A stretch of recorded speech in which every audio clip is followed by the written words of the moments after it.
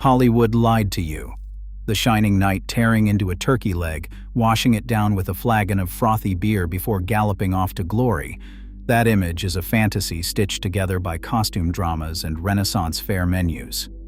The real food that fueled medieval knights before they strapped on 60 pounds of articulated steel and tried to murder each other with sharpened sticks would put a modern athlete in the emergency room.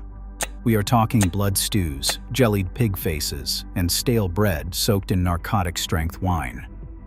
A jousting knight burned through more than 6,000 calories in a single tournament day, and the meals he choked down at dawn were engineered for one purpose only: survival.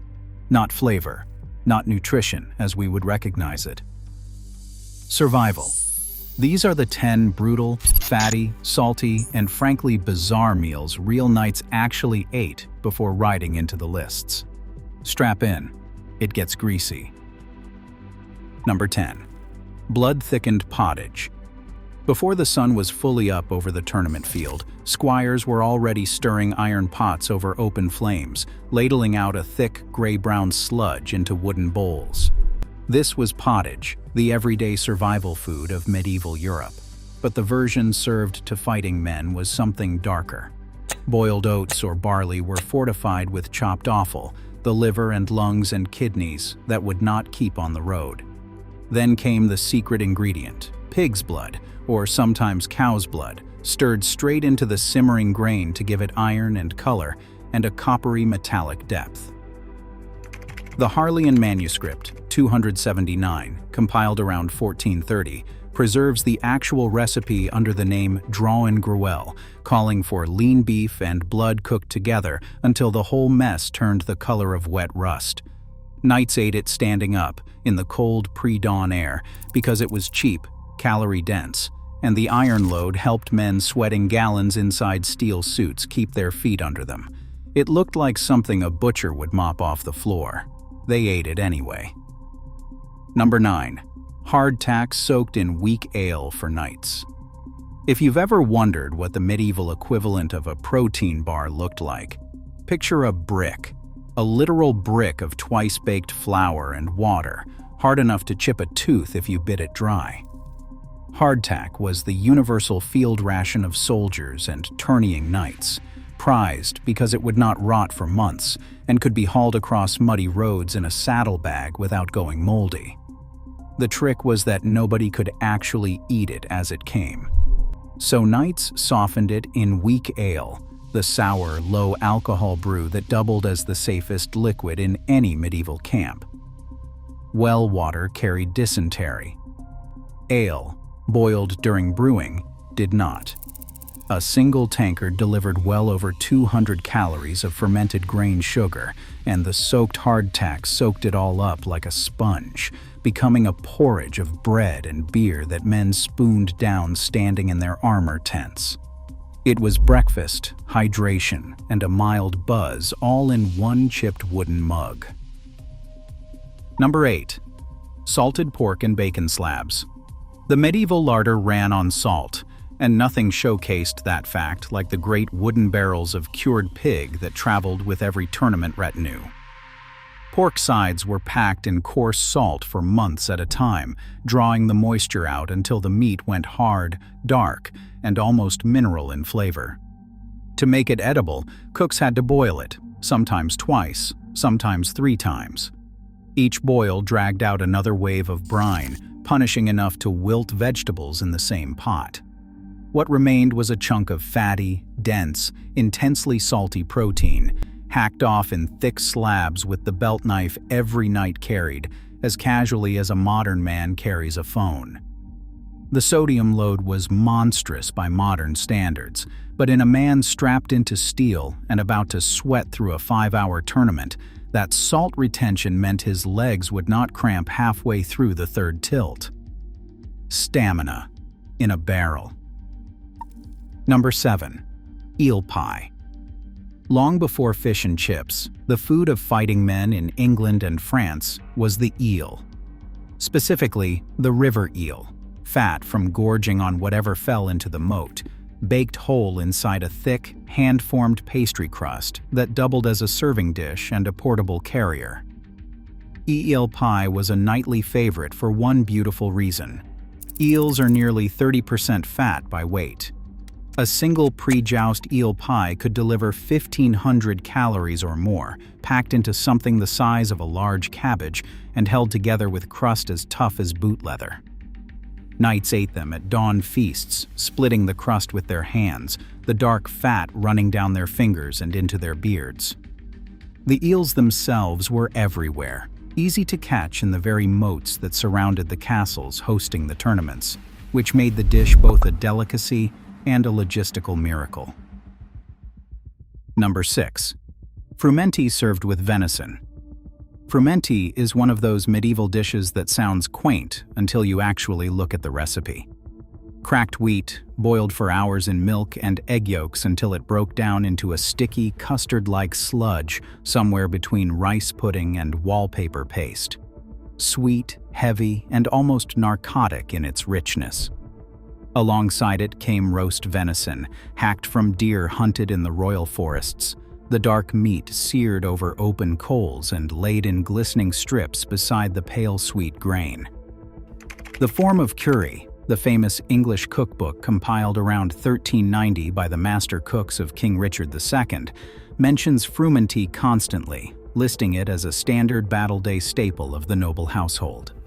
The combination of slow-burning carbohydrate and dense game protein was, in nutritional terms, an almost perfect pre-combat meal. In flavor terms, it was sweet wheat sludge under bloody venison, eaten with the fingers. Number 5. Brawn, or jellied pig's head.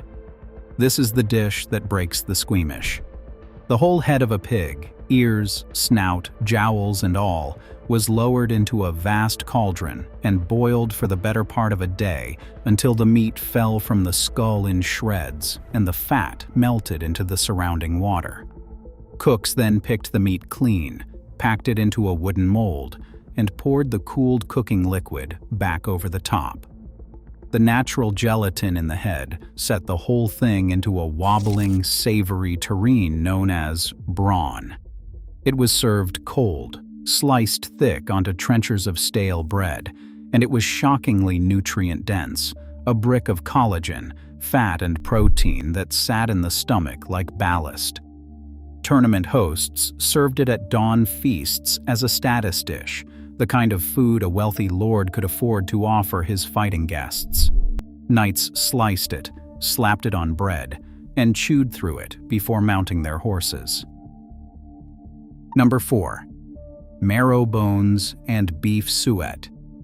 If you wanted the most concentrated edible fuel available in the medieval world, you went straight to the bones.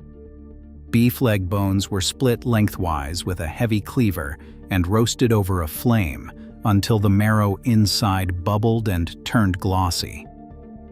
Knights scooped it out with the torn end of a bread loaf, the pale yellow fat melting into the crust like butter, only richer. Marrow is almost pure fat, with a payload of fat-soluble vitamins, and a single bone could deliver as much energy as a modern endurance gel. Alongside it came suet, the dense kidney fat scraped from around the organs of a slaughtered cow. Suet was eaten raw on bread, fried into greasy pucks in iron pans, or stirred into porridge to thicken it.